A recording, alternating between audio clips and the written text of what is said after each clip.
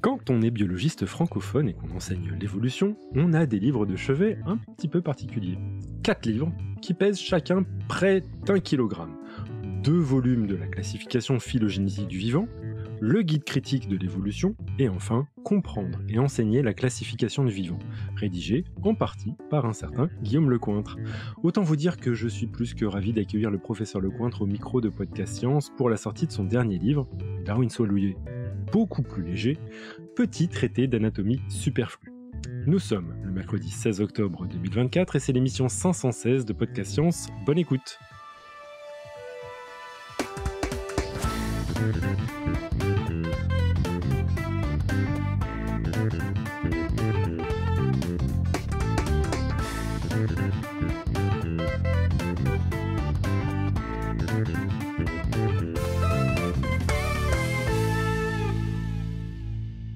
Et ce soir, autour de notre table virtuelle, nous avons depuis l'Alsace Pascal.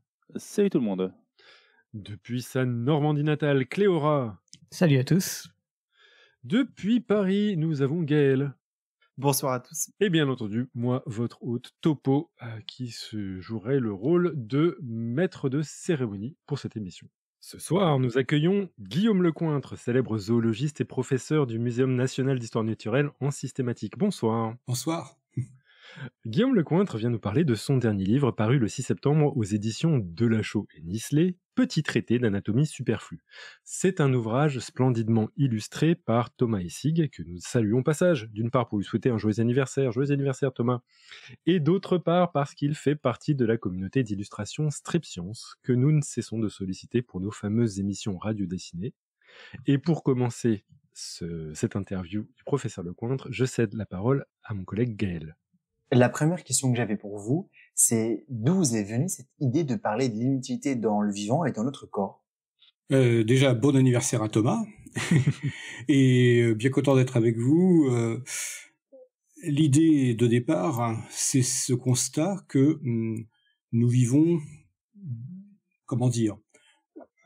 dans une culture où on promeut l'efficacité, on promeut l'utilité. Et le corps humain est vu comme un corps fonctionnel. Quand ça marche pas, on va chez le médecin, il faut que ça répare, il faut que ce soit réparé.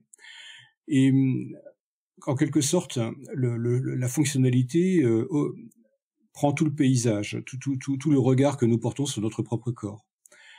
Et ça nous fait oublier du fait que le corps peut avoir une histoire. Alors, le corps tout fonctionnel, on viendrait presque à nous faire oublier que nous partageons énormément de choses avec nos espèces voisines et que ces choses s'enracinent dans l'histoire à coups de millions d'années d'ancienneté. L'inutile, pourquoi l'inutile? Parce que quand on peut constater qu'un organe est inutile ou quand on s'interroge sur sa fonction, eh bien tout à coup, il n'y a plus cette fonction pour occulter l'histoire et on peut vraiment parler d'histoire. Donc, parler de l'inutile, c'est s'offrir le moyen d'un voyage dans l'évolution sans être omnibulé par la fonctionnalité. Le fait qu'elle ne soit plus là nous permet de voir que notre corps a une histoire. D'ailleurs, le sous-titre du livre, c'est notre corps... L'évolution à travers notre corps. Vue à travers notre corps, oui, c'est ça. D'ailleurs, on l'a remarqué dans votre première remarque, vous évoquez dans le livre une métaphore qui semble vous agacer, celle de l'humain-machine, l'humain qui fonctionne. Vous semblez avoir pisté son usage intensif par un médecin allemand du nom de Fritz Kahn. Pouvez-vous nous en dire un peu plus sur l'origine de cette idée et pourquoi elle est erronée? L'idée elle remonte à loin, elle remonte au moins à Descartes, voire à Léonard de Vinci. Mais Fritz Kahn a vraiment été le promoteur du corps-machine au XXe siècle. C'est un médecin allemand qui a inondé les médias de dessins métaphoriques où le corps humain est expliqué à travers une métaphore de machine. L'œsophage est un ascenseur qui emmène les aliments dans l'estomac. L'estomac, c'est un haut fourneau. Le cerveau, c'est un ordinateur. Enfin voilà, le corps expliqué à coup de machine. Et évidemment, la métaphore est fausse. La raison est la suivante, c'est que une machine est construite par un concepteur, et ce concepteur n'a pas gardé dans la construction d'un modèle à un temps donné, il n'a pas gardé les étapes antérieures qui ne seraient pas fonctionnelles. Il n'y a pas de traces d'étapes antérieures non fonctionnelles dans une machine. Les traces antérieures ne sont gardées que si elles ont été fonctionnelles et elles continuent à l'être.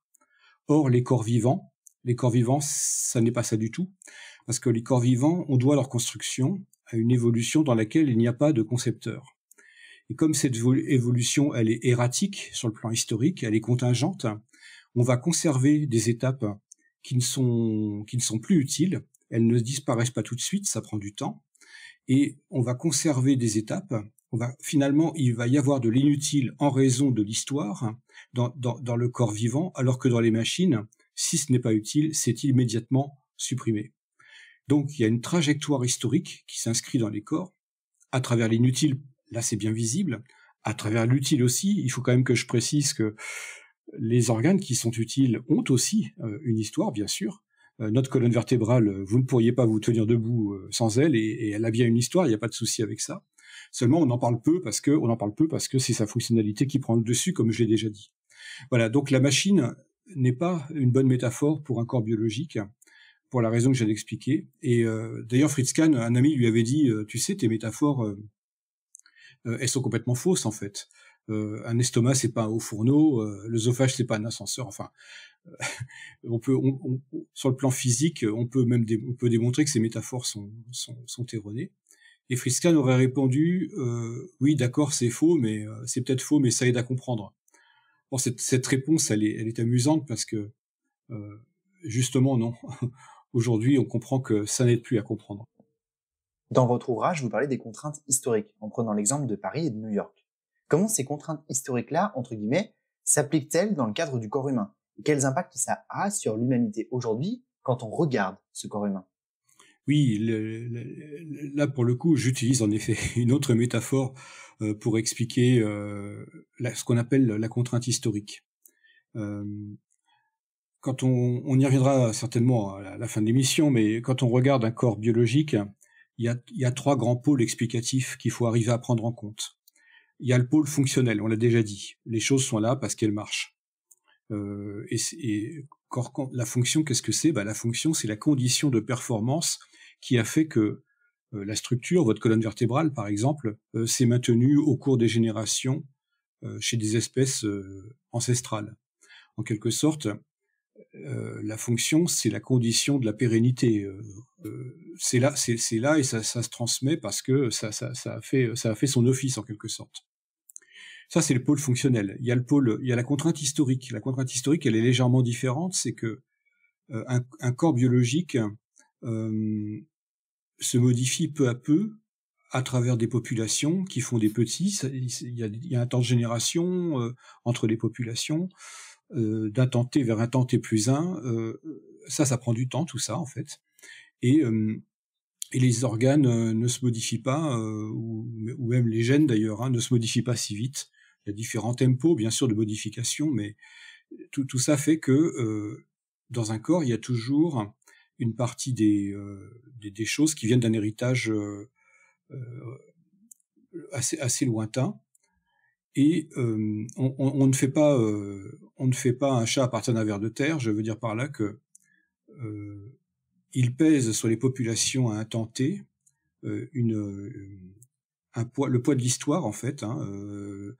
Il pèse ce qu'ont été les générations d'avant. Et dans un contexte nouveau, quand je dis que ça pèse, c'est-à-dire que dans un contexte nouveau, ce poids, ça peut ne plus être ce qu'il y a de plus optimal dans le temps présent. Mais c'est toujours là parce que c'est une contrainte. Alors, je prenais la métaphore des villes. Si on voulait une ville, on peut comparer le tracé viaire de Paris et de New York. Si on veut une ville complètement fonctionnelle, on a New York avec un tracé de rue perpendiculaire, avec des numérotations de rues faciles à retenir. C'est tout droit, il y a des feux rouges. D'ailleurs, les habitations, ils appellent ça des blocks. Les habitations sont réunies en blocks, c'est-à-dire des carrés sur la carte. Donc c'est très facile à lire et c'est très facile à employer. Les rues sont larges en plus. On pourrait dire que il ne pèse pas sur la circulation routière à New York une grosse contrainte historique. Pourquoi ? Parce que le tracé viaire a été construit principalement au moment, un peu avant la création de la voiture, mais beaucoup au moment de la création de la voiture.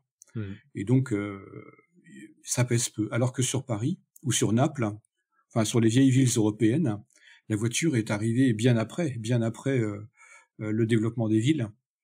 Et le tracé viaire des villes, le tracé des rues, il fait des méandres, il est sinueux, il est tortueux, ce tracé, il y a des embouteillages, il a fallu faire des travaux d'importance, et on peut pas faire de travaux de trop grande importance dans des villes trop anciennes, parce qu'il y a énormément de bâtiments patrimoniaux qu'on peut pas détruire. Ouais. Et donc, ces bâtiments patrimoniaux sont des poids historiques, justement, vis-à-vis de la fonctionnalité de la circulation routière. Une fois que je vous ai dit ça, je ne suis pas automobiliste, mais c'est juste pour faire cette métaphore que évidemment, la circulation routière dans Paris, dans Naples ou dans Rome, elle est largement contrainte par le poids de l'histoire. Dans un corps, c'est pareil. Dans un corps, on ne fait pas table rase. On construit toujours à partir de l'ancien, en fait.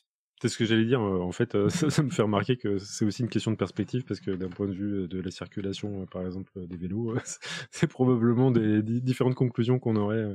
Oui, voilà. Ouais. Un exemple de contrainte historique dans le corps humain, à l'image de ce qui peut se passer pour le plan des rues des villes, c'est par exemple le fait que l'espèce humaine est l'espèce dont l'accouchement, la parturition, comme on dit, est la plus difficile. Nous sommes l'espèce dans laquelle les femelles, en l'occurrence les femmes, meurent le plus de leur accouchement. Et ça, c'est un problème qu'on a appelé le complexe obstétrique.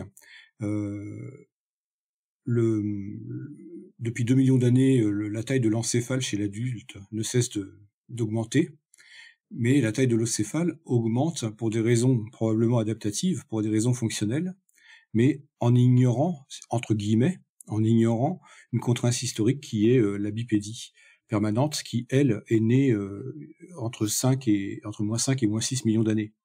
Et donc, le lignage des anthropoïdes auxquels nous appartenons, il s'est redressé et a marché debout, en quelque sorte. Enfin, disons qu'il y a la marche bipède permanente qui est acquise il y a à peu près 6,8 millions d'années, mais chez des primates qui ont un volume céphalique chez l'adulte qui ne dépasse pas 500 cm3.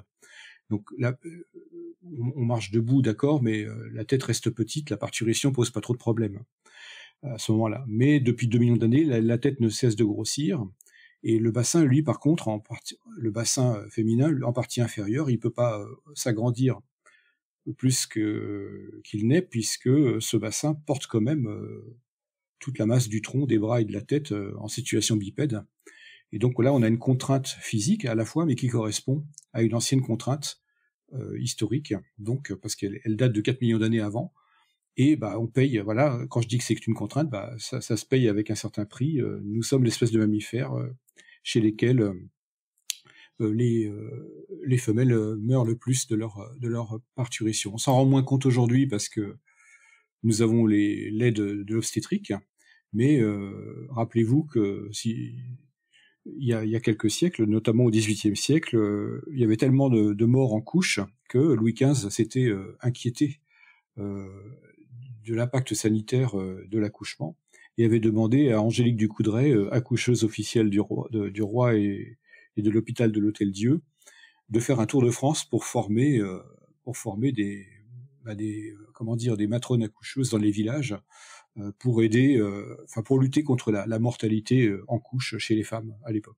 Ouais, je crois en plus avoir déjà vu justement des modèles en chiffon pour aider les sages-femmes à apprendre la position du bébé par rapport à...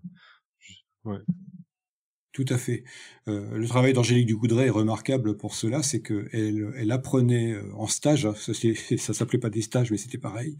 Elle apprenait aux femmes accoucheuses les gestes qu'il fallait faire sur des modèles tissés des modèles comme des poupées en quelque sorte, des bassins de femmes de taille réelle avec les organes à l'intérieur qui eux aussi étaient cousus et tissés. Ce qui fait qu'on commençait à apprendre les gestes en quelque sorte sur un modèle de corps, oui. Par contre, vous faites dans votre livre une révélation importante. Alors, on y apprend que vous êtes un monstre. Vous avez en effet une troisième molaire couchée dans la mandibule de votre mâchoire.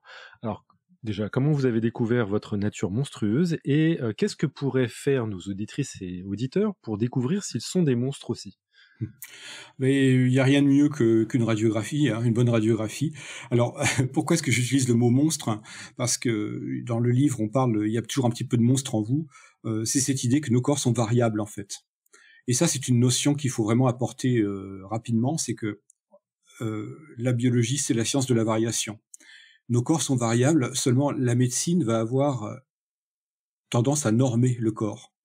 Normer, ça veut dire en quelque sorte qualifier d'anormal les variations asymptomatiques. Asymptomatiques, ça veut dire des variations qui ne nous font aucun mal, qui ne nous portent pas préjudice. Et donc, ces variations, elles sont pourtant bien là. Alors déjà, il n'y a pas deux personnes qui ont le même visage, c'est déjà une expression de la variation, mais même dans la construction de l'anatomie, il y a des variations que on n'apprend pas vraiment. Enfin, si quand même, on l'apprend, mais on l'évacue assez vite dans les études de médecine. Alors, la mandibule couchée la troisième molaire couchée dans la mandibule, ça c'est quelque chose qui a été révélé par un check-up.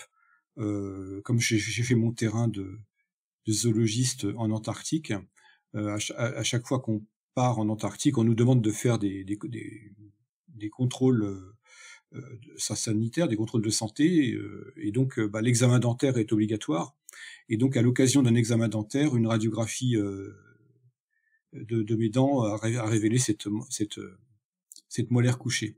Alors cette molaire couchée, elle fait partie des variations qui sont dues justement au poids de l'histoire, puisque, comme vous le savez, vous le savez peut-être pas, j'en sais rien en tout cas,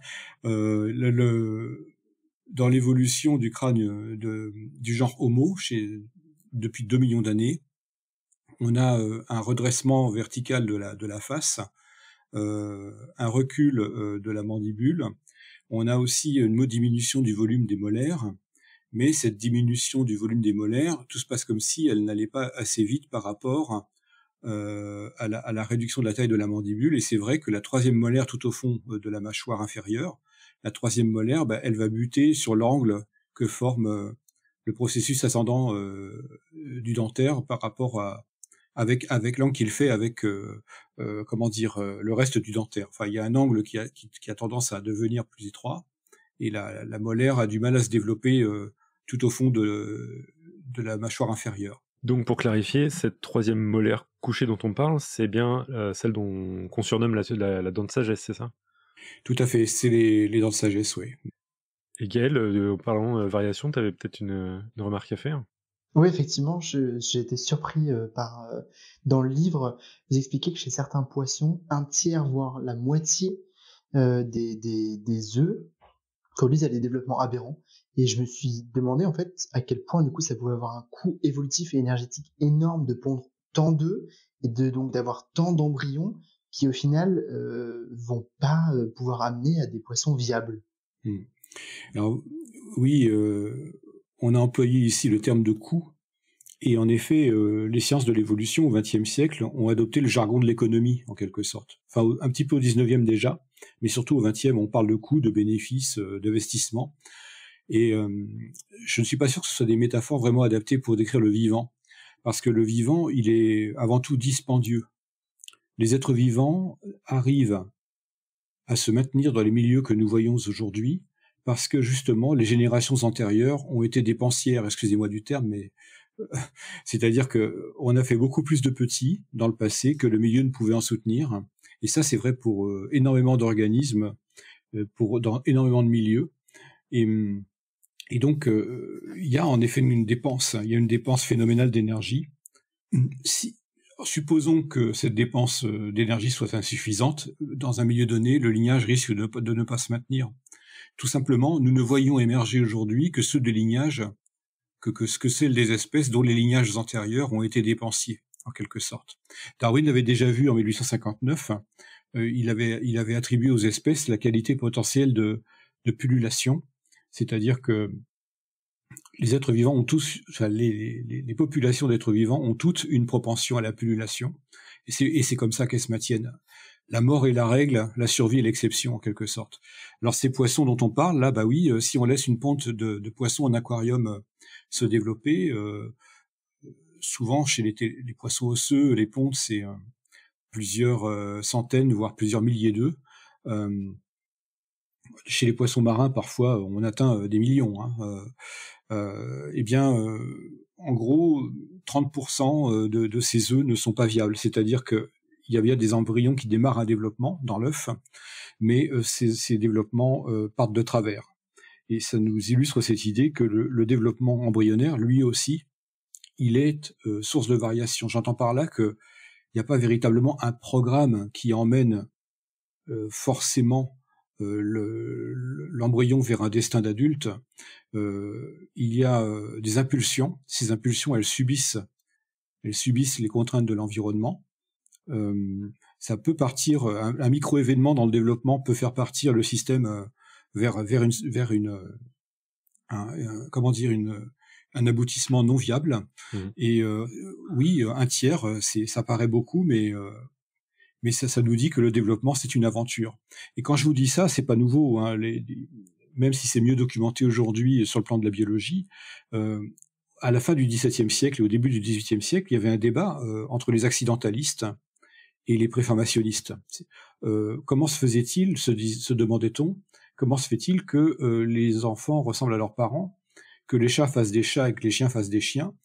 Il y a des gens qui pensaient que l'être vivant était tout formé déjà tout formé dans le gamète.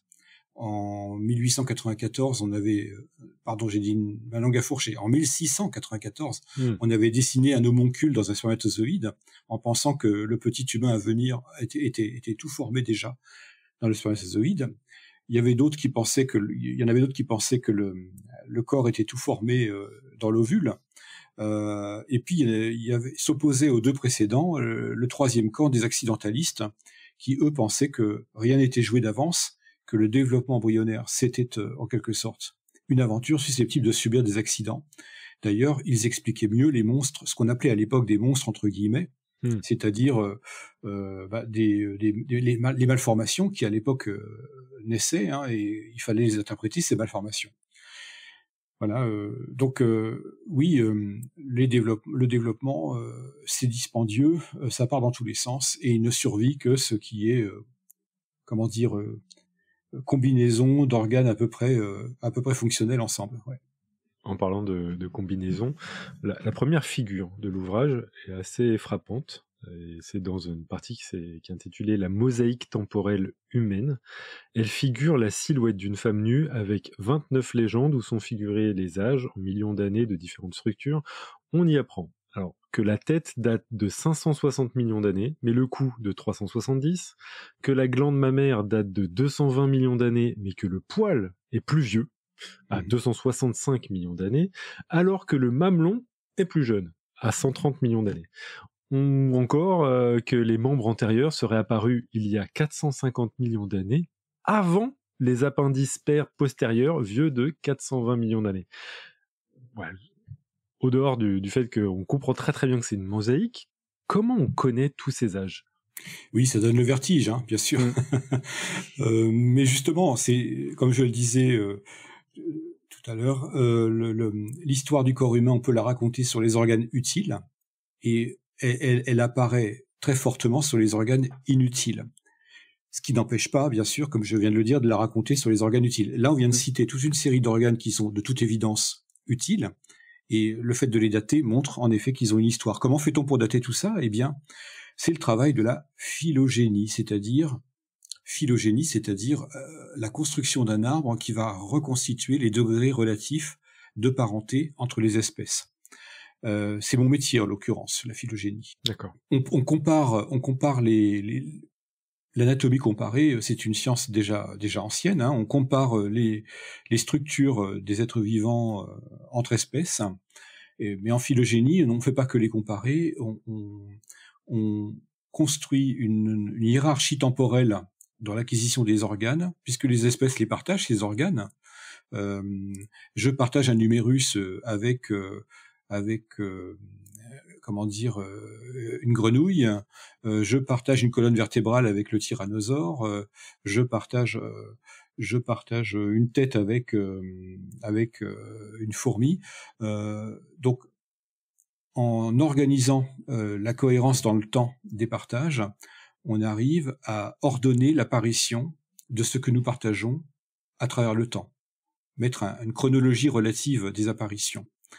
Alors, ça, c'est l'anatomie comparée alliée à la phylogénie qui permet de le faire, un arbre qui raconte l'ordre relatif d'apparition des organes. Mais pour dater, on peut céder des fossiles. D'accord. Là, évidemment, l'anatomie comparée s'applique tout à fait, puisque les fossiles, c'est une collection de caractères disparus de la nature actuelle, mais qui ont existé dans un temps qu'on peut documenter. Par exemple, on connaît l'humérus depuis 370 millions d'années, aussi grâce à des fossiles. Hein. Enfin, on peut le documenter, cet humérus à 370 millions d'années. Voilà. Et puis, il y a aussi, pour terminer, la comparaison du matériel génétique. D'accord. Alors, en effet, on a des grandes molécules dans chacune de nos cellules, l'acide désoxyribonucléique, le fameux ADN, qui portent comme des espèces de phrases, ce qu'on appelle des séquences. Et ces séquences, elles sont comparables d'une espèce à l'autre. Et l'ADN, sous certaines conditions, on sait que sa modification peut donner l'image un peu d'une horloge, c'est-à-dire une mutation en un point donné de l'ADN se fixe dans des populations avec des intervalles de temps relativement réguliers, un petit peu comme une horloge à mutation. Et entre deux espèces, lorsqu'on peut compter les mutations qui séparent deux espèces, et si on a l'horloge, on en déduit le temps qui sépare ces deux espèces depuis leur dernier ancêtre commun. Ça, c'est ce qu'on appelle les horloges moléculaires. Et donc, les phylogénies aussi sont un support à ces calculs. Et donc, si on combine l'anatomie comparée, et si on combine ça avec les fossiles et avec les horloges moléculaires, on peut avoir des fenêtres de datation sur l'apparition des organes. Donc, en effet, le mamelon à 130 millions d'années, la glande mammaire à 220 millions d'années, etc. Oui, d'ailleurs, en parlant de mamelon et de glande mammaire, on a l'impression parfois qu'il y a des dates qui semblent un peu incompatibles par rapport aux organismes qui les portent aujourd'hui. C'est-à-dire que l'essentiel, en tout cas, des mammifères qu'on connaît ont à la fois des poils, des glandes mammaires et peut-être des mamelons. Est-ce que vous pouvez nous dire justement comment ça peut nous illustrer certaines histoires évolutives? Et oui, ça donne le vertige parce que aujourd'hui, chez les mammifères, on connaît toute cette combinaison de caractères ensemble. Poils, glandes mammaires et mamelons. Or, tout ça n'est pas apparu d'un seul coup. Ouais. Probablement les poils sont apparus avant la lactation. On a des traces de poils sur des os qu'on appelle les os maxillaires chez des animaux qui ne ressemblent à rien aujourd'hui, à la faune d'aujourd'hui. C'est ce qu'on appelle des thérapsides, des animaux d'il y a à peu près 280 millions d'années. Donc avant les premiers mammifères, on est d'accord? Voilà, c'est ça. 265 millions d'années, oui. On est dans le Permien. On a des traces d'insertion de poils sur les maxillaires de ces animaux. On est sûr que la glande mammaire apparaît il y a 220 millions d'années. Et puis le téton. Alors le téton, il apparaît plus tard. Vous pouvez trouver, par exemple, dans la faune actuelle, des êtres vivants qui ont les glandes mammaires, mais pas le téton. Exemple, l'ornithorynque. L'ornithorynque a bien des glandes mammaires sur la partie ventrale du corps. Le lait va suinter par des champs mammaires qui sont poreux. Il va suinter, il va s'agglutiner aux poils, et le petit, pour boire le lait, le petit ornithorynque va sucer les poils de sa mère. Donc c'est des champs mammaires, c'est-à-dire qu'il y a les glandes mammaires et ça suinte directement sur les poils. Ça suinte depuis le champ, ouais. Ah ouais. il y a pas de tétons, en quelque sorte. Les tétons n'apparaîtront que dans le groupe frère des monotrèmes, c'est-à-dire ornithorynques, équidnés. Le groupe frère s'appelle les mammifères terriens, THERIEN, Mhm. et c'est là qu'on a à la fois qu'on a les tétons, et ça regroupe les marsupiaux et les placentaires. Voilà. Il y a une notion qui est importante dans le jeu auquel on vient de jouer, c'est-à-dire faire une mosaïque temporelle du corps humain. C'est la notion d'homologie, c'est-à-dire que il est évident que l'humérus, si je dis que l'humérus a 370 millions d'années, il s'agit pas de mon humérus. Mon humérus, celui d'Homo sapiens, d'abord le mien, déjà en tant que personne, il a simplement mon âge personnel, c'est évident, et l'humérus d'Homo sapiens, il n'a que 300 000 ans. Et évidemment, on comprend bien que quand on parle d'humérus, là, il s'agit de l'humérus dans l'absolu, c'est-à-dire un organe dont on sait qu'il est connecté au reste des autres organes de la même façon. Et cette notion qui nomme des parties en vertu du fait qu'elles ont les mêmes connexions avec les parties voisines chez différentes espèces, cette notion s'appelle l'homologie. L'humérus de l'humain est homologue de l'humérus du cheval, qui est homologue de l'humérus du lézard, etc. C'est grâce à l'homologie qu'on peut dire que l'humérus est apparu il y a 370 millions d'années. Évidemment, il ne s'agit pas du mien, Guillaume Lecointre, il ne s'agit pas de celui d'Homo sapiens, il s'agit d'un humérus plus général. Voilà. Oui, c'est pas une personne qui se balade avec un humérus de 300 000 ans. Ça encore, on ne connaît pas. Et pour clarifier, donc, quand on parle de l'humérus, c'est celui qui est au-dessus du biceps, enfin en dessous du biceps, ça veut dire. C'est l'os du bras, tout à fait. D'accord, ok. Vous avez donné quand même pas mal de dates. Vous nous avez expliqué comment on les connaît, ces dates. C'est à travers des recherches scientifiques. Vous, à votre avis, est-ce qu'il y a des dates qui sont plus stables les unes des autres, et quelles sont celles qu'on a citées qui, a priori, vont être très stables, et d'autres qui sont amenées à changer assez rapidement? Oui, il y a des fenêtres temporelles qui sont plus précises que d'autres. J'ai parlé de fenêtres, c'est-à-dire que ce sont des estimations avec des marges d'erreur. Mmh. Par exemple, pour le cou et les doigts, 370 millions d'années, c'est une fenêtre assez resserrée. On a toute une gamme de fossiles très bien documentés, pour laquelle on voit tout à fait émerger d'abord chez Acanthostega à 380 millions d'années, on a 8 doigts, puis ensuite la patte se réduit à 7, 6, 5 doigts, et ça se stabilise à 5 doigts. Là, on est assez précis. Par contre, il y a des dates qui sont peut-être un peu plus, un peu plus sujettes à discussion. Par exemple, l'apparition de la bipédie, la marche bipède permanente chez les primates proches de nous. C'est une question de degré, en fait, la bipédie. Le répertoire locomoteur de tous les fossiles qui sont plus proches de l'humain qu'ils ne le sont des chimpanzés, sur le répertoire locomoteur, il est multiple. Ce sont des primates qui pratiquent la marche bipède, mais aussi qui se suspendent par les bras, mais qui peuvent aussi marcher sur leurs phalanges. D'ailleurs, ces 4 modalités locomotrices sont utilisées chez les chimpanzés. Les chimpanzés, de temps en temps, ils peuvent se redresser et marcher sur leurs pattes arrière. Ils sont pas en équilibre très stable parce qu'en fait, le centre de gravité de l'animal est plutôt porté vers l'avant sur le thorax, et donc ils vont pas marcher longtemps comme ça, mais ils peuvent le faire en tout cas pendant un petit temps. Et ils pratiquent beaucoup le knuckle walking, c'est-à-dire la marche sur les phalanges. Et puis dans les arbres, ils peuvent pratiquer ce qu'on appelle la brachiation, c'est-à-dire se prendre par les bras, ce dont le gibbon d'ailleurs est le spécialiste, le plus grand spécialiste de la brachiation, c'est le gibbon.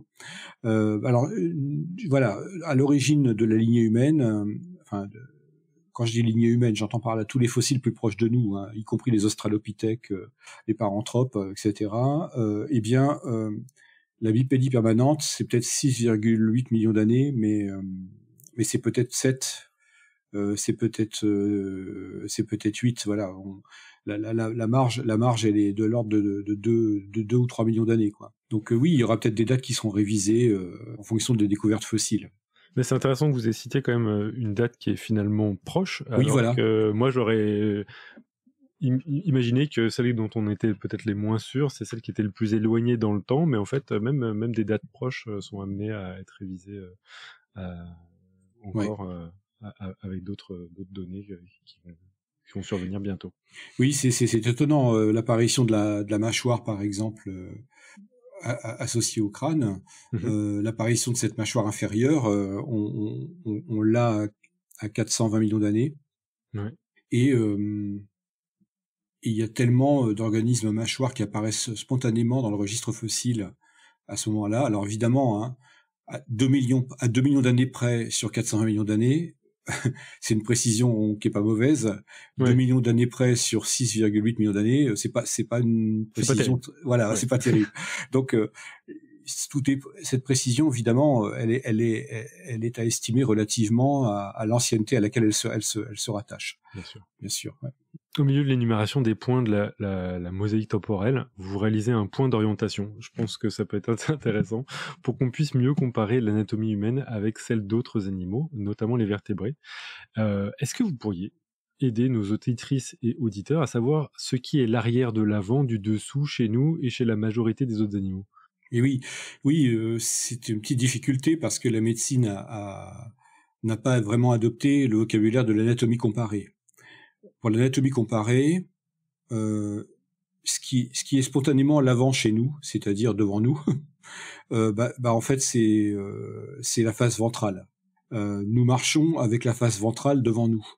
Nous exposons devant nous la partie la plus fragile du corps, le ventre.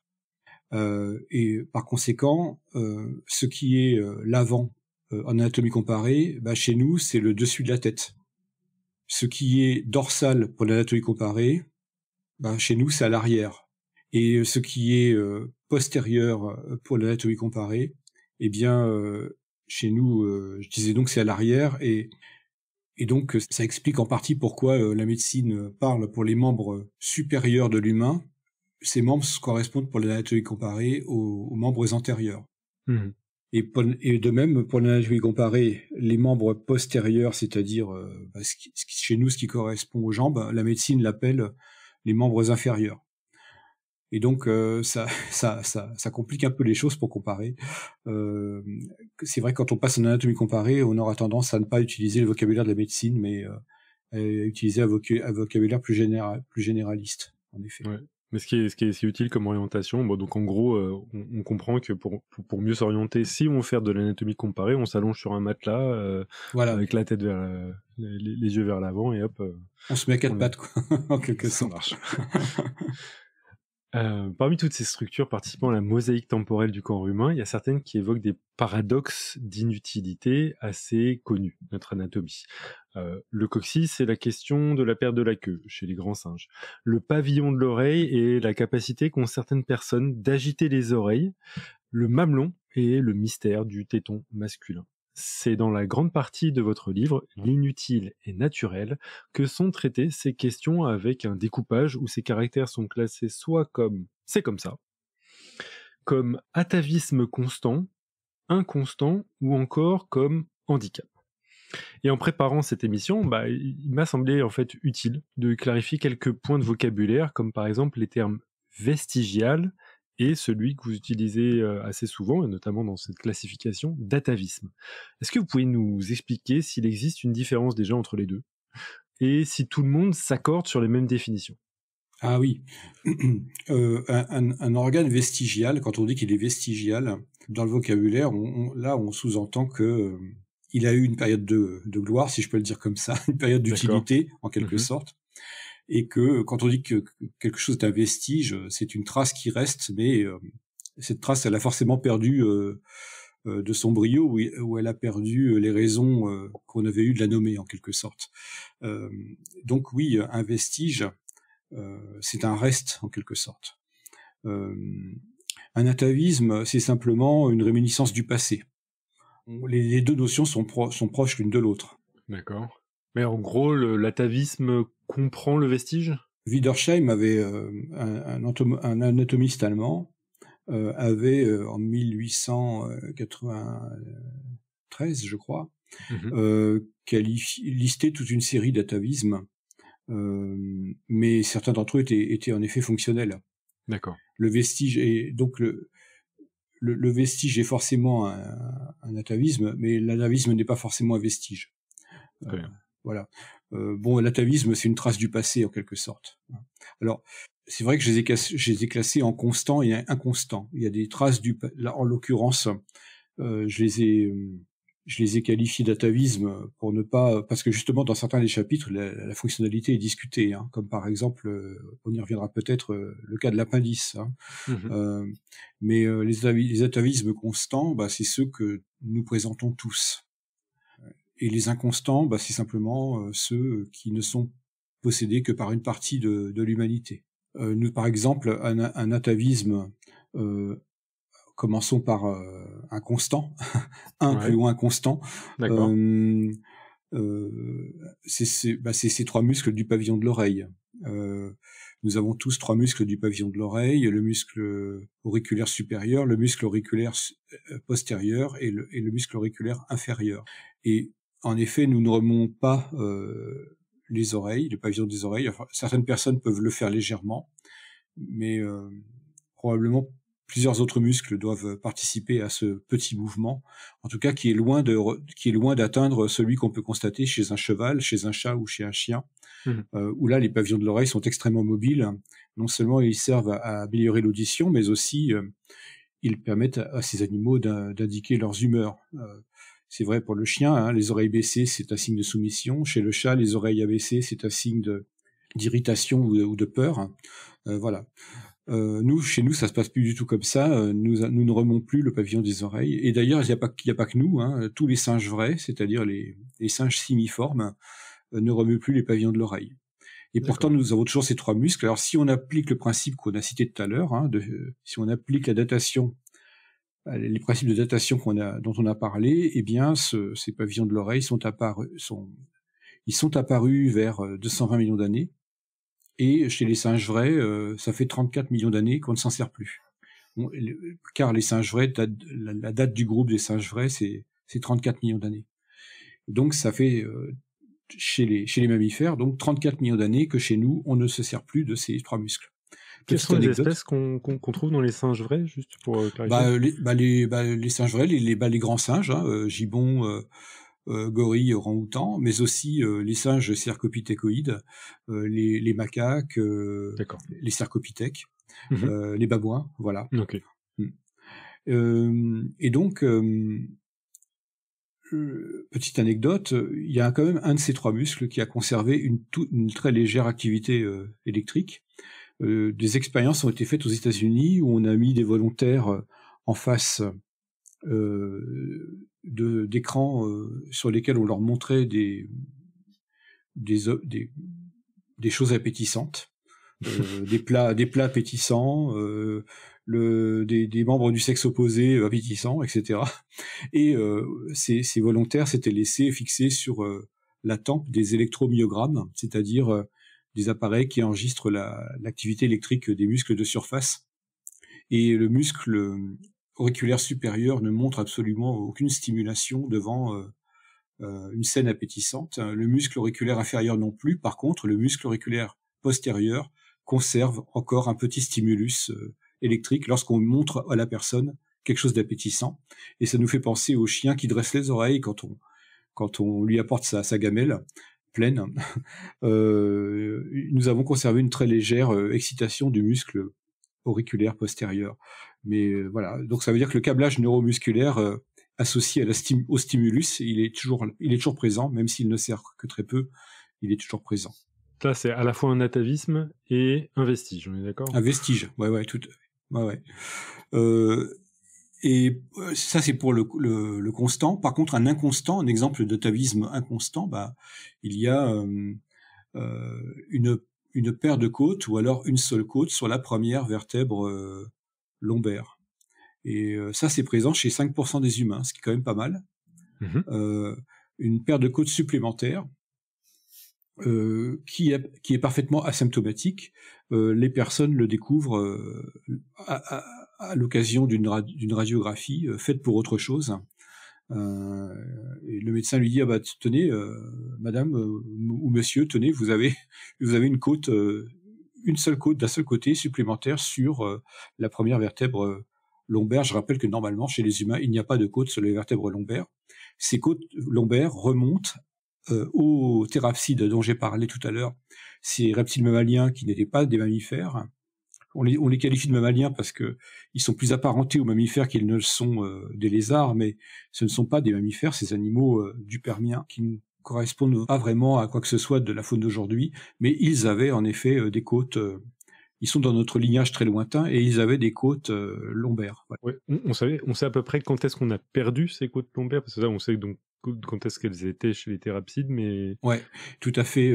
Les côtes lombaires disparaissent chez les mammifères véritables. En fait, il y a une sectorisation de la colonne vertébrale. Il y a un segment sacral et un segment lombaire qui s'ajoutent au segment thoracique.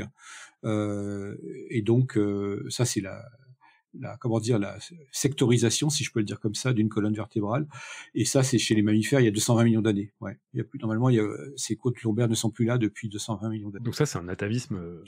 qui remonte à très loin, ouais. Qui remonte vraiment des centaines de millions d'années, enfin plus de 200 millions d'années en arrière. Ouais, voilà. Et c'est comme la paire de côtes sur la dernière vertèbre cervicale, la 7e cervicale. C'est présent chez 0,5% des personnes. Et c'est très rare comme atavisme. Mais ça peut exister en effet. La 7e, c'est celle qui est la plus proche du thorax. Voilà, c'est ça. C'est la dernière, la 7e. Ouais. Et puis pour terminer, puisqu'on parle de côtes, petite anecdote, 3% des personnes n'ont pas du tout la 12e paire de côtes, c'est-à-dire la dernière, la 2e flottante. Cette dernière paire de côtes flottantes, la 12e paire de côtes, elle est absente chez 3% des personnes et elle ne s'en porte pas plus mal. Et donc on peut se dire, tiens, à quoi sert la 12e paire de côtes? Donc cette catégorie d'atavisme inconstant, j'ai l'impression qu'elle ressemble un tout petit peu à la définition qu'on retrouve un peu partout des atavismes qui disent que ça réfère à la réapparition d'un caractère ancestral chez un individu qui normalement ne devrait pas le posséder. Vous recouperiez avec cette définition ? Ah oui, vous avez raison. Moi, tout à l'heure, j'ai utilisé le mot réminiscence, mais c'est ça que ça veut dire. Oui, tout à fait. C'est le cas qu'on vient de découvrir ici. Vous voyez, la paire de côtes sur la 7e vertèbre cervicale, normalement, on ne devrait plus l'avoir. Enfin, normalement. Chez l'énorme majorité des humains, elle ne devrait pas être là. Et encore, quand je dis ça, dire qu'elle ne devrait pas être là, c'est normatif. Disons que statistiquement, on s'attend pas à ce qu'elle soit là. C'est ça. Mais en effet, elle est une résurgence d'un vieux passé de reptiles mammaliens, tout comme d'ailleurs les côtes de la première vertèbre lombaire. Alors on a une petite question sur le chat qui a popé comme ça. On parle de la mobilité des oreilles qui ne servent plus à rien. Est-ce que c'est la même chose pour la mobilité du nez ? Me pose Nathan. Pas que je sache. On peut écarter ou resserrer les narines, en effet. Mais le nez n'a pas de mobilité propre que je sache, si ce n'est une mobilité indirecte associée aux muscles du visage. Mais d'accord, ok. Ouais. Oui, c'est plus un mouvement général. Allez, hop. Est-ce que je vois une autre question qui pourrait être intéressante ? Il y en a une qui parle de testicules, je sais pas si on la met tout de suite. Pourquoi, chez l'homme, la partie la plus fragile, en particulier dans le combat, les testicules, sont pile devant au milieu ? On nous pose des questions de Yves Rongui. Si vous avez une réponse à ça. Ça, c'est une contrainte historique. Typiquement, c'est une contrainte historique. Chez un vertébré, les testicules sont placés donc en région postérieure. Imaginez un animal à 4 pattes. Encore une fois, ouais. Normalement, les testicules sont en région postérieure et ventrale. D'ailleurs, il y a beaucoup de mammifères, certains mammifères ont des testicules intra-abdominales. Chez les éléphants, chez les cétacés, chez les rhinocéros, les testicules sont dans l'abdomen et ne sont pas à l'extérieur. Lorsqu'ils sont à l'extérieur, eh bien, ils sont en position postérieure et ventrale. Chez l'humain, évidemment, il y a entre 6 et 7 millions d'années, l'humain devient un bipède permanent. Son ventre s'expose à l'avant, par conséquent. Et donc, les testicules qui sont ventrales passent à l'avant. Et il reste, évidemment, entre les membres postérieurs qui sont devenus les membres inférieurs. Et donc, en effet, comme je disais tout à l'heure, l'humain, lorsqu'il se tient debout, expose à son alter ego, il expose les parties les plus fragiles de son corps, et ce n'est pas sans rapport avec l'apparition, alors c'est indirect, hein, mais c'est pas sans rapport avec l'apparition de la diversité des muscles faciaux chez l'humain. L'humain est le primate où les expressions faciales sont les plus diversifiées, et avec une richesse de muscles faciaux qui est très probablement une adaptation à la communication pacificatrice. Il faut montrer à l'alter ego qu'on ne vient pas en agresseur, et plus on a de prédisposition à la communication, et y compris visuelle, plus on évite, on va dire, plus on affine les rapports sociaux, et plus on évite les malentendus, si je peux le dire comme ça. Donc ça, c'est un zoologiste anglais qui avait émis cette hypothèse en 1968, qui s'appelle Desmond Morris, qui a fait un livre très connu qui s'appelle Le singe nu, et qui explique en quelque sorte l'origine des expressions faciales humaines très, très développées. Alors, d'autres primates ont des expressions faciales, bien sûr, hein, mais chez l'humain, c'est particulièrement développé, ainsi que le langage, en partie lié au fait que nous exposons aux prédateurs ou aux congénères, nous exposons nos parties les plus fragiles. Et justement, pour rebondir sur ce que vous venez de dire, dans le livre, vous parlez du sourire. Moi, c'est un exemple que vous donnez qui m'a frappé, parce que jusque-là, on parle d'organes, on parle de squelettes, mais en fait, ces questions de sélection et finalement d'inutilité, c'est pas uniquement des os, des organes, ça peut aussi être une expression. Est-ce que vous pouvez justement nous réexpliquer un peu d'où vient ou quelle aurait pu être la fonction initiale de cette expression qui aboutit aujourd'hui au sourire? Oui, le sourire, alors il s'agit pas pour le coup d'inutilité, mais il s'agit de recyclage, entre guillemets, c'est-à-dire donner à une prédisposition, qu'elle soit structurale ou comportementale, donner à cette prédisposition une fonction nouvelle, dévoyer la fonction, recycler la fonction d'autre chose en quelque sorte. Le sourire chez les primates, en effet, ce qu'on appelle le rictus, qui correspond chez nous à un sourire, c'est d'abord une mimique de peur ou de soumission, mais d'abord de peur. Et face à cette situation d'un humain qui expose la partie la plus fragile de son corps à un alter ego, le sourire, enfin c'est ce rictus, pardon, au départ, a été mobilisé probablement pour signifier qu'on ne vient pas en agresseur. Je suis pas en agression, je suis en posture humble, je viens vers toi, je suis en posture humble, et on peut commencer à discuter. Enfin, entre guillemets, bien sûr. Et donc, ce sourire devient chez l'humain ritualisé, c'est-à-dire que il passe d'une mimique de non-agression à une mimique de bienvenue, voire même à un rituel de salutation. Et donc, la fonction se modifie au cours du temps. Plus l'humain complexifie ses rapports sociaux, plus le rictus, qui était un rictus de peur ou de soumission, devient un rictus de pacification. D'ailleurs, chez certains grands singes, notamment chez les gorilles, ce rictus, lorsqu'un individu hiérarchiquement inférieur est confronté à un autre individu hiérarchiquement supérieur, eh bien ce rictus est employé aussi comme un rictus de pacification de la part de l'inférieur, et l'inférieur est rassuré lorsqu'il voit que le supérieur, en réponse, adopte le même rictus.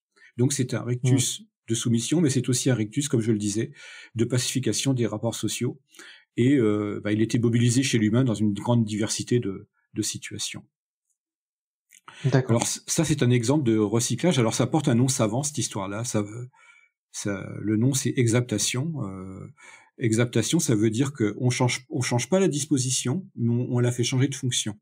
On change pas la structure, mais on change la fonction. Par exemple, le pouce opposable, qui est une signature de primate, il date de 65 millions d'années. Ce pouce qui est opposé aux autres doigts de la main, eh bien, ce pouce opposable au départ, à l'origine des primates, se saisissent à deux branches.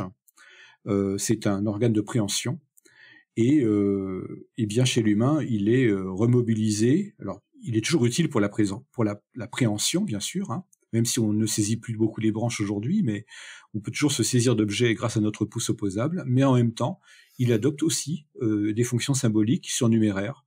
Par exemple, lever le pouce en l'air, c'est le pouce de l'autostoppeur qui peut faire arrêter un véhicule sur la route c'est une fonction symbolique qui ne modifie pas la structure de l'organe. Exaptation, voilà. Nickel.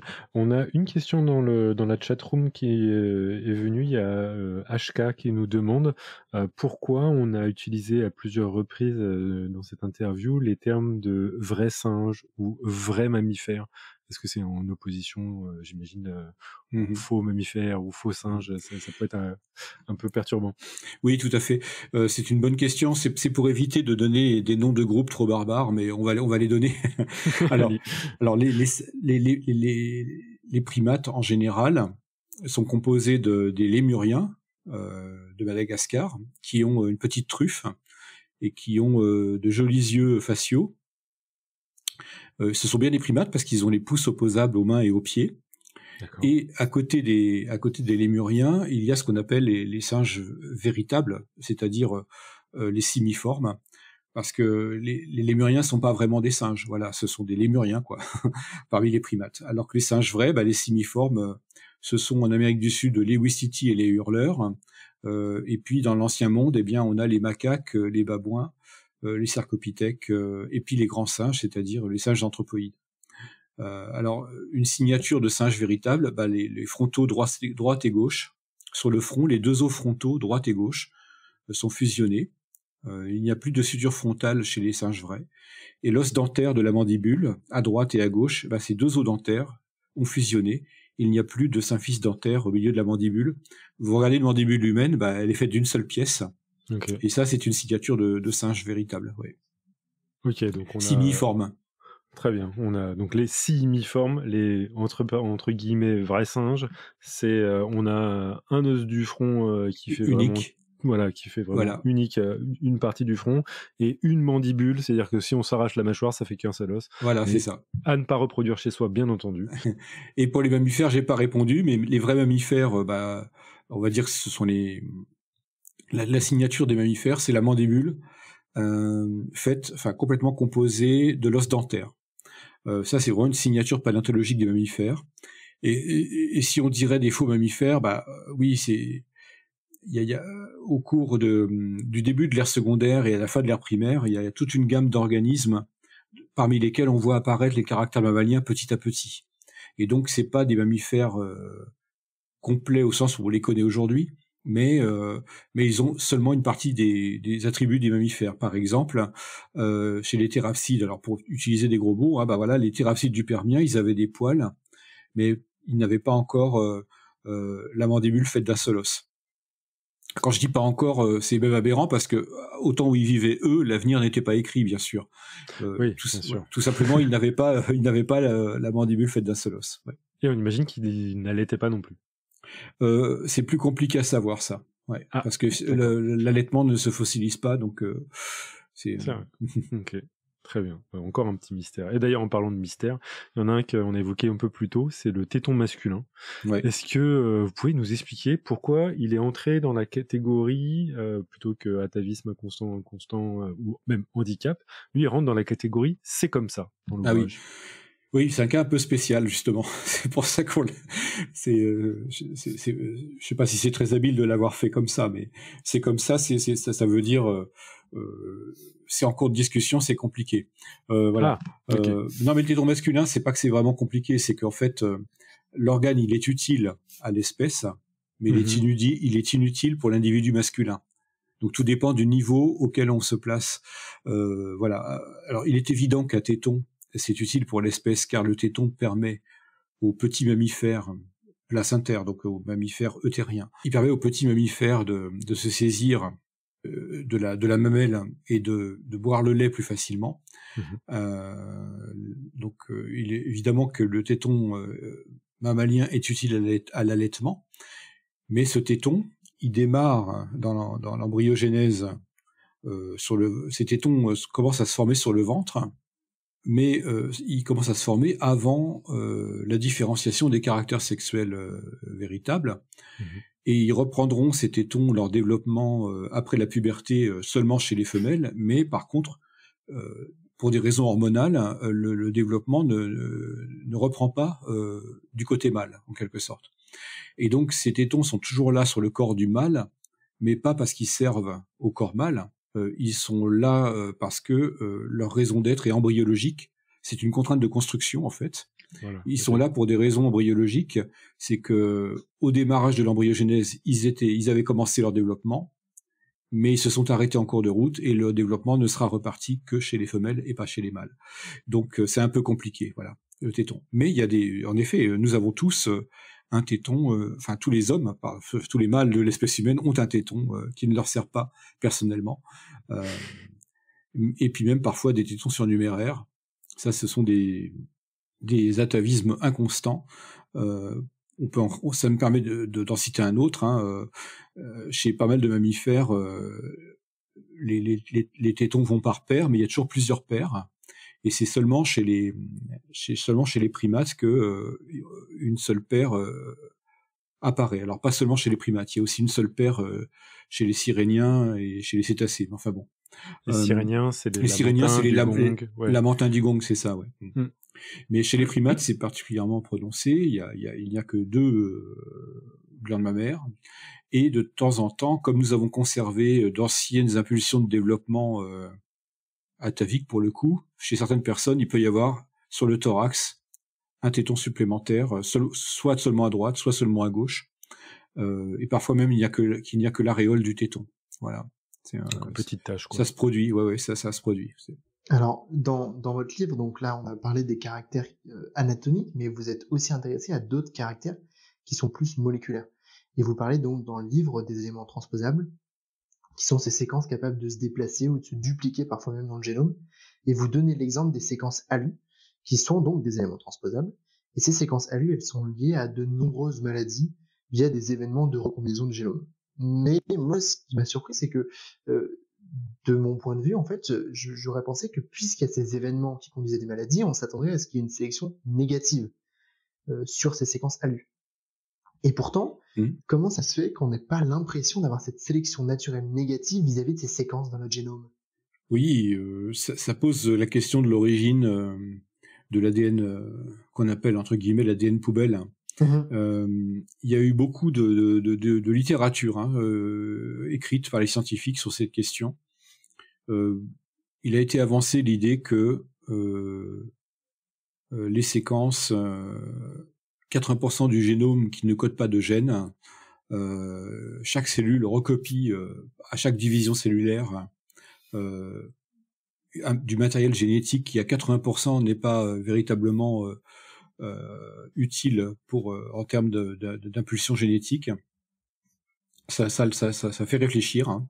Et certains ont avancé que cet ADN qui n'est pas codant servait de réservoir en quelque sorte à mutation ou de tampon à mutation. C'est-à-dire que si le matériel génétique est agressé physiquement ou chimiquement, eh bien ces agressions ont plus de chances de tomber sur l'ADN qui n'aura pas d'effet parce que ça ne touche pas un gène que de l'ADN plutôt que sur de l'ADN qui est codant, comme on dit. Bon, cette théorie, elle est discutée. Pourquoi ? Parce qu'on connaît des organismes qui n'ont pas d'ADN poubelle, comme les bactéries, par exemple, les zoobactéries ou les archébactéries. Enfin, dans le monde bactérien, il n'y a pas d'ADN poubelle et évidemment, le matériel génétique est agressé, bien sûr. Et ces êtres vivants existent toujours. Donc, alors évidemment, ils ont un temps de vie plutôt réduit. C'est plutôt compliqué à comparer en fait. Donc on se perd un petit peu en conjecture sur l'existence de l'ADN poubelle. Le débat n'est pas tranché. Pourquoi est-ce que des séquences ALU continuent de se balader partout et de semer la zizanie dans le génome ?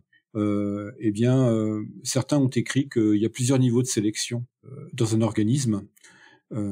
Et que les niveaux de sélection sont emboîtés et que là on serait au dernier niveau, c'est-à-dire qu'en gros ces séquences jouent pour leur propre compte.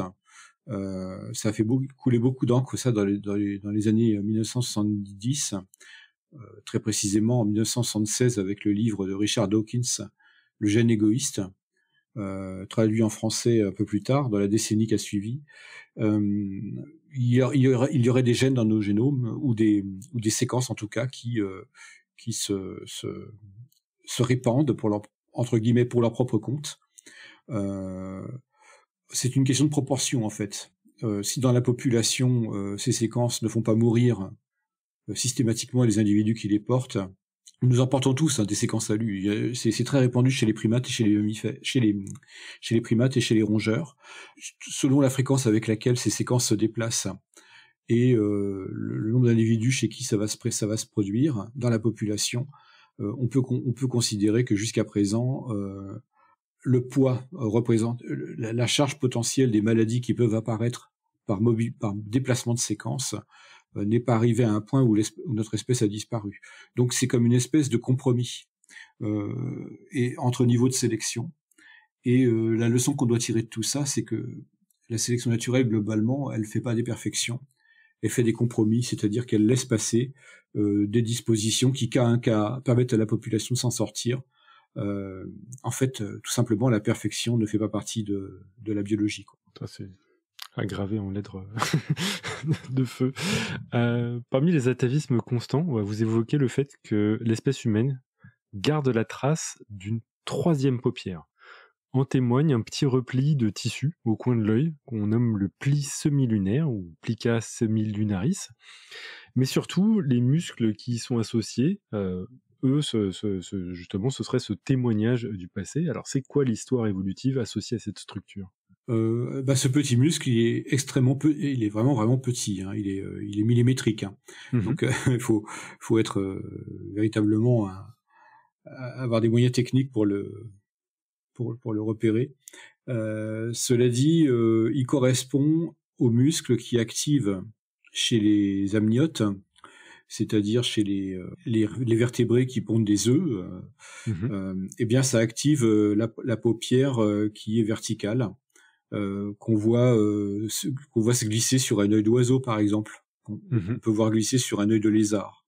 Il y a aussi une paupière reformée chez le chat. Le chat. Oui, j'allais le dire, j'étais en train de penser à mon chat, et j'étais là, on dirait qu'il a peut-être. Oui, chez les carnivores, chez certains mammifères, cette membrane, cette paupière surnuméraire reste développée. Chez les primates, elle a disparu. Parce que nous humectons notre globe oculaire avec d'autres structures qui sont les replis de peau qui nous servent de paupières sur la partie supérieure du globe oculaire et sur la partie inférieure. Donc, tous les mammifères n'ont pas véritablement de paupières comme je viens de les décrire. Par contre, quand on sort des mammifères, là vraiment, il y a plus de paupières sauf la membrane nictitante. Donc cette membrane qui est cette troisième paupière passant sur l'œil. Qui correspond à la troisième chez nous, mais qui est l'unique paupière chez un lézard ou chez un oiseau, ouais, tout à fait. Ah ouais, d'accord. Okay. Un oiseau, vous avez remarqué, ça a l'œil rond. On n'a pas, il n'y a pas ce repli de peau qui permettrait de battre des cils, comme on dit aujourd'hui, comme on dit chez nous. C'est vrai. D'autant plus qu'ils n'ont pas de poils, donc ça fait moins de cils. Oui. Initialement, Gaël et moi, nous nous étions focalisés sur deux organes, qui sont souvent érigés comme des exemples d'organes inutiles, mais en fait, leur histoire n'est pas si simple. Oui, c'est vrai. Il y a un exemple que tout le monde a probablement en tête quand il s'agit d'inutilité dans le corps, entre guillemets, c'est celui de l'appendice. Ce petit organe, donc, on le trouve à la proximité de notre système digestif, et on le connaît parce qu'on connaît tous l'appendicite que certains déclenchent, notamment pendant l'enfance. Il y a donc cette légende comme quoi l'appendice serait un vestige d'un organe du passé et ne servirait à rien. Mais ce que vous expliquez dans votre livre, c'est qu'en fait, c'est probablement faux et que l'appendice aurait donc une fonction. Oui, et ça, on l'a découvert récemment. C'est une vieille histoire, c'est Charles Darwin en 1859 qui parle justement d'atavisme. Il essaie d'exprimer cette idée que les corps biologiques ont une histoire paléontologique ancienne, et il commence à parler d'atavisme qui pourrait être justement des images les plus illustratives de cette histoire. Et il parle de l'appendice, en parlant de l'appendice comme un vestige d'une portion de tube digestif disparue. D'ailleurs, on sait, au XXe siècle, on sait que l'ablation de l'appendice n'empêche pas ceux qui la subissent de vivre. Et donc ça a renforcé cette idée, déjà exprimée au XIXe siècle, ça a renforcé cette idée que finalement l'appendice, c'est un morceau d'un intestin, un petit morceau d'un bout de fin d'intestin ancestral et dont on pourrait très bien se débarrasser.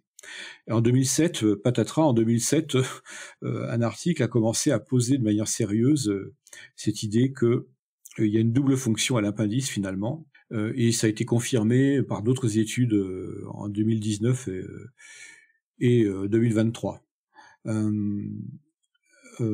La première fonction, c'est celle c'est une fonction de réservoir, c'est-à-dire que chez les espèces dont les petits, dont les jeunes meurent le plus de diarrhée, c'est-à-dire d'infections entériques, c'est vrai des jeunes primates.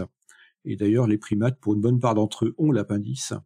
Eh bien, si on a l'appendice, le nombre de jeunes qui meurent d'entérite est inférieur par rapport aux espèces qui n'ont pas l'appendice. Si je résume de manière très courte, et il semble clair que l'appendice sert de réservoir à bactéries. Lorsque le tube de l'intestin a été agressé par des agents extérieurs, et que, en quelque sorte, ça a fait un peu tabula rasa, l'appendice est la souche à partir de laquelle la paroi de l'intestin va être recolonisée par les bonnes bactéries, les bactéries résidentes en quelque sorte, qui avaient été préservées dans ce petit coin reculé qu'était l'appendice. D'accord. Donc, une première fonction de réservoir et une deuxième fonction qui est la fonction immunitaire. En 2007, on découvre que l'appendice possède des tissus qui fabriquent des anticorps. Ces anticorps, ce sont les IgA, des immunoglobulines qui permettent de commencer à immobiliser des agents extérieurs trop agressifs, comme par exemple des salmonelles. Enfin, je parle là de bactéries qui ne seraient pas des bactéries résidentes, mais au contraire des bactéries pourraient poser problème pour la santé. En tout cas, il y a un premier front immunitaire qui est fourni par ces immunoglobulines produites par l'appendice. Donc on a là deux fonctions associées. Alors pourquoi est-ce que on n'en meurt pas quand on la retire ? Parce que nous sommes dans des conditions sanitaires qui ne correspondent pas à celles des primates chasseurs-cueilleurs que nous étions il y a 20 000 ans. Donc dans la société d'aujourd'hui, telle que nous vivons, avec l'alimentation que nous avons, nous ôter l'appendice n'a pas de conséquences. Par contre, si on pouvait imaginer que on ait pu retirer l'appendice à des chasseurs-cueilleurs ou à des populations qui vivent véritablement dans la nature, là on aurait peut-être constaté un prix à payer. Alors, on a pas mal de questions qui sont remontées sur la chatroom. Visiblement, la plupart des auditrices et d'auditeurs commencent à regarder leur anatomie et se poser des questions. Il y en a une première de Barenzia qui se demande si le muscle qui est visible sur un seul de ses poignets, au niveau du canal carpien, c'est vestigial. Ah oui, alors tout à fait, c'est vestigial. C'est le muscle magneux. C'est un muscle supplémentaire que certaines personnes sont soit sur la main droite, soit sur la main gauche, rarement sur les deux d'ailleurs. Ce muscle magneux, c'est la réminiscence du muscle extenseur des gros orteils. Alors, il va falloir s'expliquer, parce que si on est au niveau des mains... Voilà, c'est ça, exactement.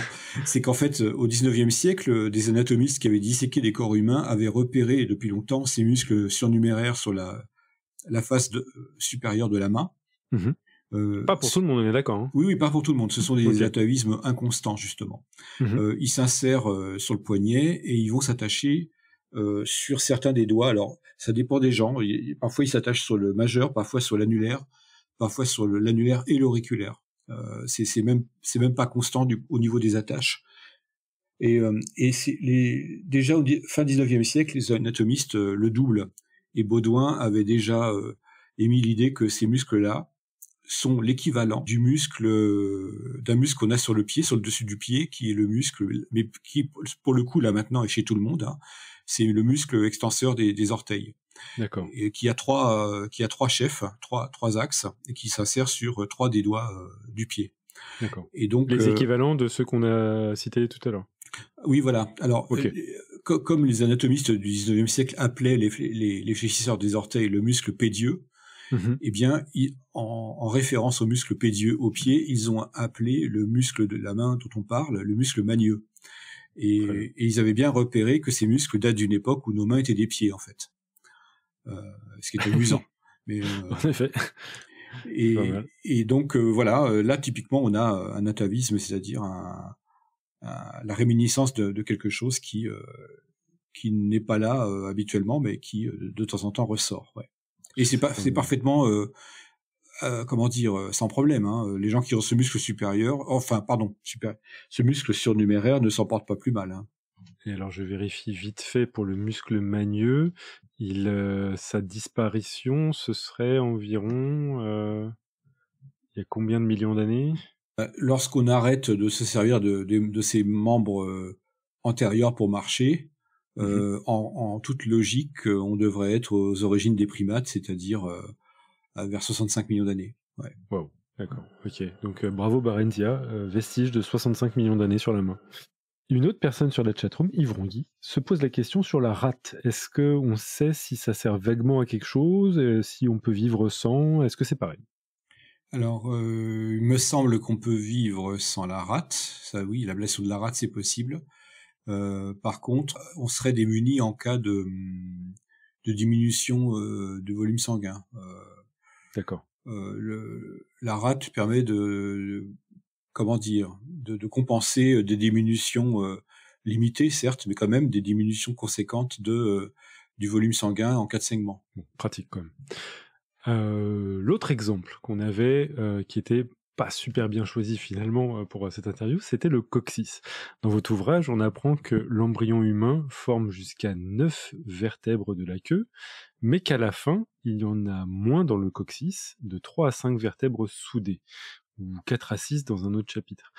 Comment ça se fait qu'il y ait des variations du nombre de vertèbres qui se forment, de vertèbres qui restent, et comment ça se soude? Et puis j'ai une question subsidiaire, c'est un peu... comment en fait les vertèbres sont perdues avant l'âge adulte? Oui, le coccyx c'est compliqué parce qu'il est formé de plusieurs parties. D'accord. Alors commençons par dire que le coccyx, en tant qu'organe unitaire, il est utile. Il a une fonction. Il a une fonction, hein, ce coccyx. Mais il est en partie composé du recyclage d'un reste de queue. Voilà, c'est ça qui est amusant. Alors, d'abord, commençons par donner l'utilité du coccyx. Premièrement, il sert de point d'appui lorsque l'humain est assis. Les 3 points d'appui lorsque vous êtes assis, c'est les 2 os du bassin qu'on appelle les ischions. Donc on est assis sur ces 2 ischions. Quand on a mal au cul, quand on a fait trop de vélo, on a mal aux ischions, hein, on le sent bien. Très bien. Et puis il y a le 3e point, et ça fait un triangle, hein, quand on est assis. Le 3e point, c'est le coccyx précisément. Ok. Donc le coccyx fournit l'un des 3 points qui nous servent de base lorsqu'on est assis. Donc on n'est pas seulement assis sur les fesses, on est assis sur un triangle d'os. C'est ça, exactement. Okay. Ouais. Et le 2e fonction du coccyx, c'est qu'il sert de point d'attache à des muscles pelviens. Ok. Donc il sert quand même en tant qu'élément du squelette, bien sûr. Les muscles pelviens, c'est ceux qui agitent le bassin, c'est ça? C'est les muscles du plancher du bassin, oui, tout à fait. Oui, d'accord. Okay. Ouais. Et alors pour la formation du coccyx, ça c'est plus amusant, c'est qu'en effet, à la 6e semaine de développement, l'embryon humain développe 9 vertèbres caudales, qui sont en effet, nous on peut le voir, hein, comme un souvenir de l'époque où les singes avaient une queue. Les grands singes n'ont pas de queue. Hein. Je rappelle que chimpanzés, gorilles, orang-outans, gibbons, humains, tous ces singes-là n'ont pas de queue. Par contre, il faut sortir des anthropoïdes, du groupe que je viens de citer, tous ces singes-là. Il faut sortir du groupe des anthropoïdes, donc reculer à avant moins 25 millions d'années pour trouver des singes à queue. Hein. Donc cette queue, dans le développement de l'embryon humain, elle est un souvenir d'il y a au moins 25 millions d'années. C'est ça l'idée. D'accord. Par contre, dans la suite du développement, à la 8e semaine de développement chez l'humain, il y a 4 ou 5 de ces vertèbres caudales qui vont se résorber, qui vont disparaître. Et c'est là qu'on se dit, en effet, une partie de la queue qui se forme à 6 semaines du développement est inutile puisque elle va être détruite. Elle est formée puis détruite ensuite. Par contre, il va rester une base de queue, de 3-4 vertèbres. Il va rester, même 4, il va rester une base de queue, un nombre assez parfois variable, hein, qui va s'incorporer au sacrum, qui lui est un os constant et utile. Mhm. Et la combinaison de ces vertèbres caudales réduites au sacrum va former ce qu'on appelle le coccyx. Ok, et du coup, on a dit que ça servait à quelque chose, puisque c'est le Oui. fameux le trépied, les 3 points pour pouvoir... Est-ce qu'il y a des gens qui naissent sans coccyx, ou est-ce qu'on peut faire une ablation du coccyx et ça va quand même? Pas que je sache. Ok. En tout cas, je serais prudent parce que je me suis pas penché précisément sur des naissances sans coccyx. Je vois mal comment ça pourrait se maintenir parce qu'il y aurait des problèmes dans le soutènement de la partie basse du bassin et même du Voilà, tronc d'accord. d'ailleurs. Mais pas à ma connaissance, pas que je sache. Non. Donc, ce qui me démontre quand même que c'est un organe important, contrairement à ce qu'on peut s'imaginer en parlant du coccyx, en disant ça sert à rien, si on tape dessus, ça fait mal. Oui. En fait, je crois qu'il y a peut-être une confusion qui s'est peut-être installée parmi nos concitoyens sur cette idée de coccyx inutile. C'est que on a entendu dire que le coccyx était formé à partir d'une queue qui, elle, était devenue inutile. Mais pour le coup, le résultat final du processus, c'est pas un organe inutile. En effet, le coccyx, il est vraiment utile, ouais. Et du coup, si ça date une perte de queue il y a 25 millions d'années, comment on est arrivé à dater cette perte? On a les fameux 3 exemples de l'anatomie comparée, la phylogénie et les fossiles, mais est-ce que justement on a des traces de fossiles de cette perte? Est-ce qu'on peut dire que ça a été graduel, ou au contraire c'est peut-être un peu plus compliqué? Alors, je ne connais pas de fossiles où on aurait quelque chose d'intermédiaire entre un coccyx et une queue. Hmm. On a des queues courtes. On peut avoir des queues courtes chez certains singes, Mhm. notamment chez les macaques. On peut avoir des queues courtes, mais il n'y a pas de truc intermédiaire entre la queue et le coccyx, non. Donc c'est intéressant, ça a l'air d'être quelque chose de brusque évolutivement tout de même, Ouais. mais dont on a des réminiscences quand même au cours de notamment de l'embryogenèse. Mais le brusque peut se révéler intermédiaire un jour. On l'a vu bien des fois dans l'histoire de la paléontologie. Hein. Pendant longtemps, on s'est interrogé sur l'origine des plumes. Alors, j'en parle pas trop parce que ça concerne pas l'anatomie humaine pour ce soir, mais aujourd'hui, on s'aperçoit qu'il y avait davantage de diversité de plumes chez les dinosaures théropodes qu'il n'y en a chez les oiseaux actuels. Donc, là où on voyait quelque chose de complètement nouveau, sans intermédiaire entre l'écaille et la plume au milieu du XXe siècle, eh bien, au début de ce siècle-ci, aujourd'hui, c'est clair, on a toute la gradation des protoplumes, des semi-plumes, des plumes symétriques, des plumes asymétriques chez les dinosaures théropodes. On a plein d'intermédiaires. Donc on attend de trouver un fossile d'humain, ou en tout cas d'ancienne espèce pris dans l'ambre. J'ai pas beaucoup d'espoir malheureusement, mais ça se trouve on aurait quelque chose. Il y a une remarque qui était assez intéressante là dans la chatroom. AdotR2 dit faut vraiment enlever ce terme de gène poubelle. Rien n'est laissé au hasard, c'est juste pas encore connu comme fonction. J'imagine que vous devriez avoir réaction par rapport à cette affirmation. Oui. Compte tenu du fait que l'ADN poubelle entre guillemets est très discuté, il faut rester prudent avant de dire qu'il n'y a pas de fonction. Mmh. On n'arrive pas à délimiter un critère pour l'instant. Hein, on pourra pas en dire beaucoup plus ce soir parce que on n'a pas vraiment de critères bien délimités pour dire en quoi c'est utile. On a du mal à le voir. Et puis on n'a pas non plus d'arguments forts. Enfin, on peut dire que c'est inutile à défaut d'eux, mais avec cette réserve que fait l'auditeur, c'est-à-dire n'oublions pas que peut-être un jour ça peut trouver une fonction. Alors c'est pas le cas de tous les organes ou toutes les structures inutiles.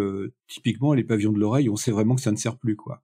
Ouais. Typiquement les muscles thoraciques transverses sur la face antérieure de la cage thoracique, à l'intérieur de la cage thoracique, ces muscles-là, transverses, on sait que c'est des muscles avec lesquels les lézards ouvraient leur cage thoracique pour ventiler. Nous, on ventile avec le diaphragme. Ces muscles, on sait qu'ils ne servent plus à rien.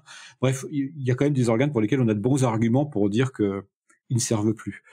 Par contre, oui, pour l'ADN poubelle, le débat est toujours ouvert. Ouais.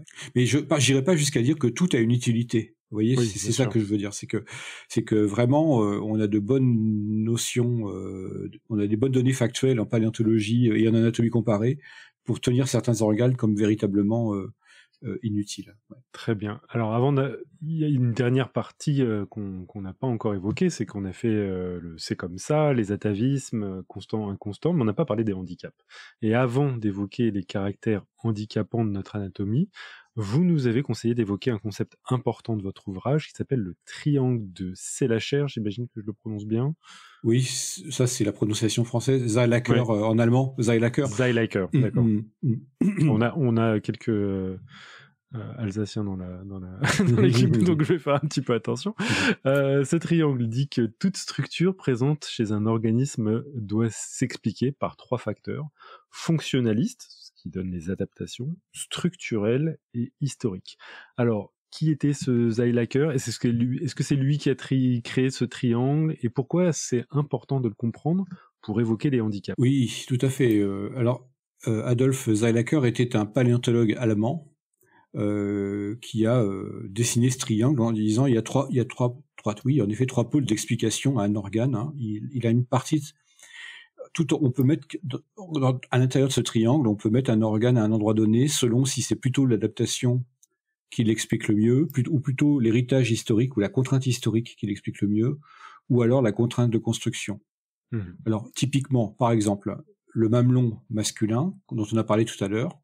Ouais. Eh bien, il s'explique au mieux par une contrainte de construction. C'est par construction de l'organisme que tout à coup, on explique pourquoi ce mamelon apparaît chez l'organisme mâle et pourquoi il n'est pas utile chez l'organisme mâle. C'est pas évidemment le pôle d'adaptation dans le sens où c'est pas dans le sens de la fonctionnalité, c'est-à-dire l'adaptation, dans le sens où pour l'organisme mâle, ce téton ne sert pas. Typiquement, l'accouchement dont j'ai parlé tout à l'heure, l'accouchement humain, lui aussi, il est pas tellement du côté de la performance fonctionnelle, il est plutôt du côté de la contrainte historique.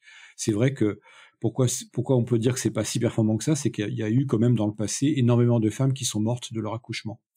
Donc on n'est pas sur le summum de la fonctionnalité, si je peux le dire comme ça.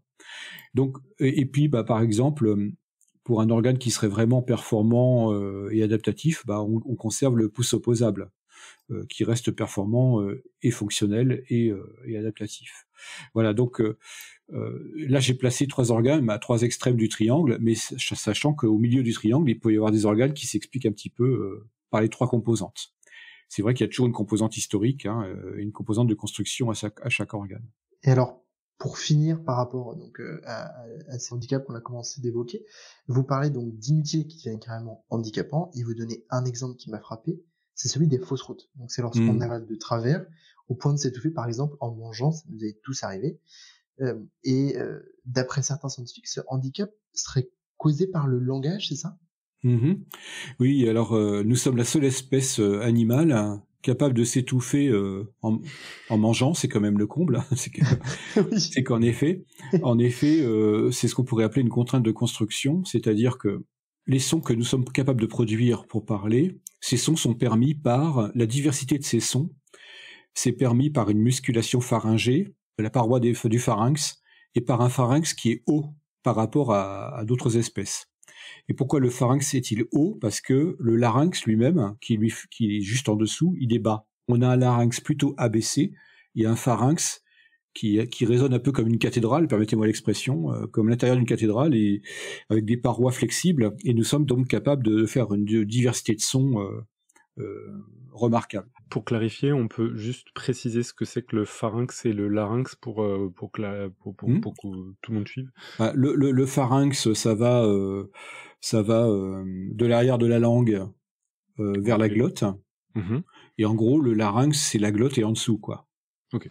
Si je peux le dire à grands traits. Voilà.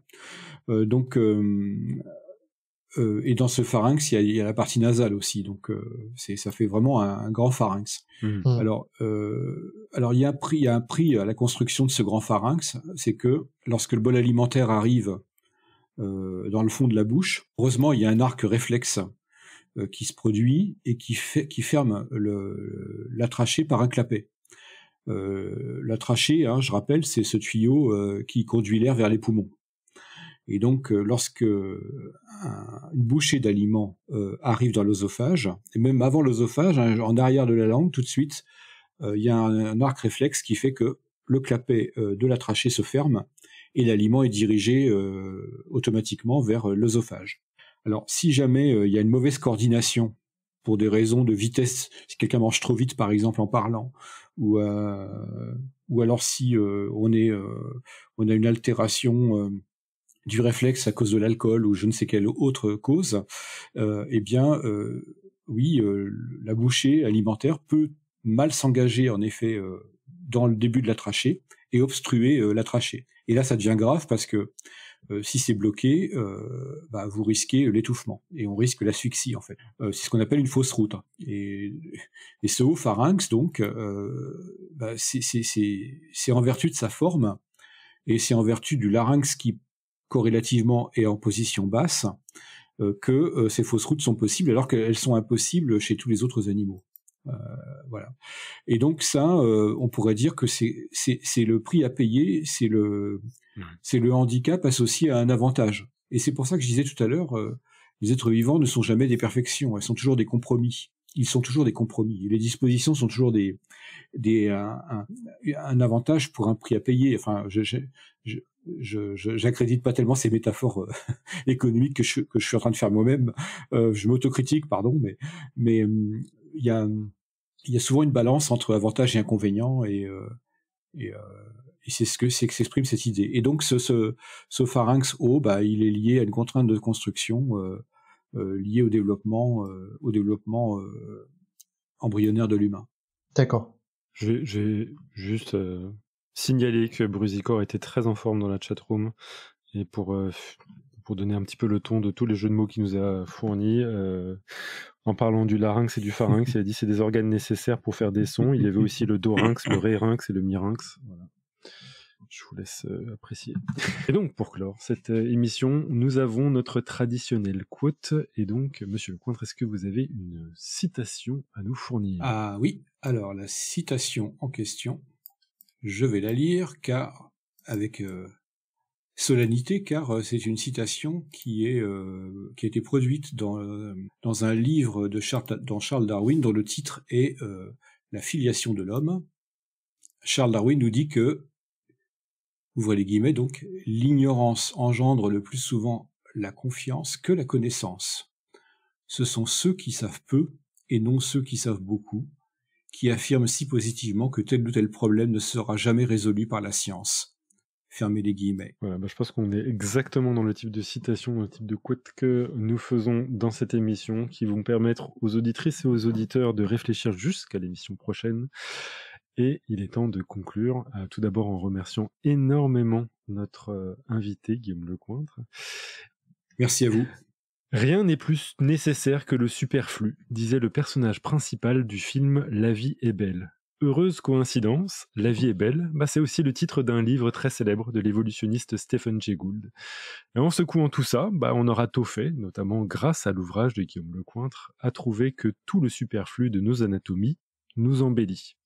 En tout cas, c'est sans superflu que je vous invite à servir la science, car c'est notre joie.